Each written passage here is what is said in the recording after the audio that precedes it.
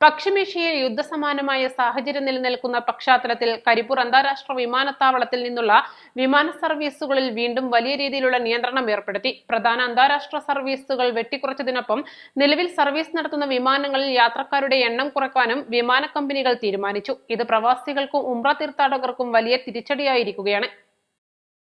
യുദ്ധം കാരണം വ്യോമപാതകളിൽ മാറ്റം വരുത്തേണ്ടി വരുന്നതും അടിയന്തര സാഹചര്യങ്ങളിൽ വിമാനങ്ങൾ മറ്റ് രാജ്യങ്ങളിലേക്ക് തിരിച്ചുവിടേണ്ടി വരുന്നതും മുൻകൂട്ടി കണ്ടാണ് ഈ സുരക്ഷാ ക്രമീകരണം.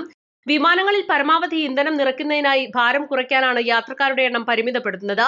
കൂടുതൽ ദൂരം നിർത്താതെ പറക്കുന്നതിനും സാങ്കേതികമായ മുൻകരുതലുകൾക്കുമായി വിമാനത്തിന്റെ ഭാരം ക്രമീകരിക്കുന്നതിന്റെ ഭാഗമാണിതെന്ന് കമ്പനികൾ വിശദീകരിക്കുന്നു. മാസങ്ങൾക്ക് മുൻപേ ടിക്കറ്റ് ബുക്ക് ചെയ്ത യാത്രക്കാരാണ് ഈ അപ്രതീക്ഷിത തീരുമാനത്തിൽ വലയുന്നത്. അവസാന നിമിഷം ടിക്കറ്റുകൾ റദ്ദാക്കുന്നതും യാത്ര മാറ്റിവെക്കുന്നതും കാരണം ജോലിക്കും മറ്റ് അടിയന്തര ആവശ്യങ്ങൾക്കുമായി പോകേണ്ടവർ വിമാനത്താവളത്തിൽ കുടുങ്ങിക്കിടക്കുകയാണ്. ഉംറ തീർത്ഥാടകർ ഉൾപ്പെടെയുള്ളവർക്ക് കൃത്യസമയത്ത് യാത്ര തിരിക്കാൻ കഴിയാത്തത് കരിപ്പൂരിൽ വലിയ പ്രതിഷേധത്തിന് ഇടയാക്കുന്നുണ്ട്. പശ്ചിമേഷ്യയിലെ വ്യോമപാതകളിലെ നിയന്ത്രണങ്ങൾ മാറുന്നതുവരെ ഈ അനിശ്ചിതത്വം തുടരാനാണ് സാധ്യതയെന്ന് വ്യോമയാന വിദഗ്ധർ സൂചിപ്പിക്കുന്നു. East live, Kondotty.